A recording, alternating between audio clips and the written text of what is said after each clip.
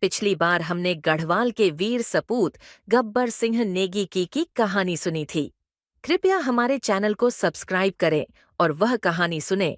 आज हम सुनेंगे गढ़वाल के एक महान पुत्री की कहानी, रानी कर्णावती की कहानी।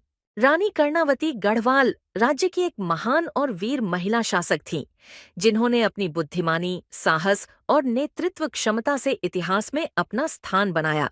गढ़वाल, जो आज के उत्तराखंड राज्य में स्थित है, उस समय एक शक्तिशाली और समृद्ध राज्य था। रानी कर्णावती का शासनकाल 17वीं शताब्दी में था और उन्होंने अपने राज्य की रक्षा और समृद्धि के लिए महत्वपूर्ण योगदान दिया। रानी कर्णावती का जन्म एक राजघराने में हुआ था। उनका पालन पोषण एक शासक परिवार के सदस्य के रूप में हुआ, जहां उन्होंने राज्य प्रबंधन और युद्ध कला की शिक्षा प्राप्त की। उन्होंने अपने बचपन से ही साहस और नेतृत्व के गुण दिखाए, जो आगे चलकर उन्हें एक महान शासक बनाने में सहायक सिद्ध हुए।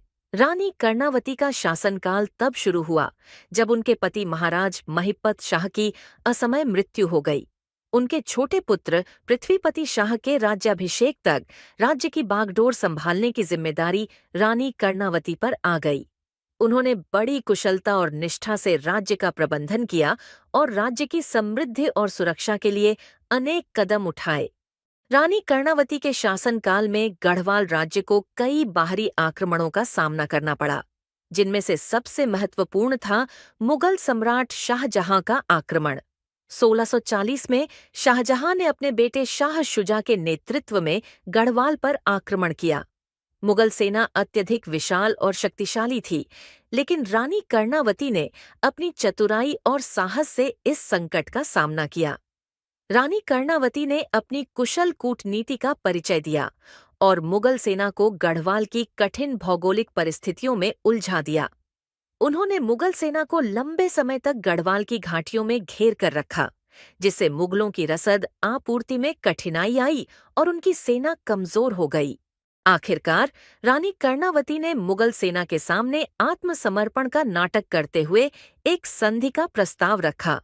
इस संधि के तहत उन्होंने मुगलों को बड़ी मात्रा में सोना, चांदी और अन्य कीमती वस्तुएं देने का वादा किया।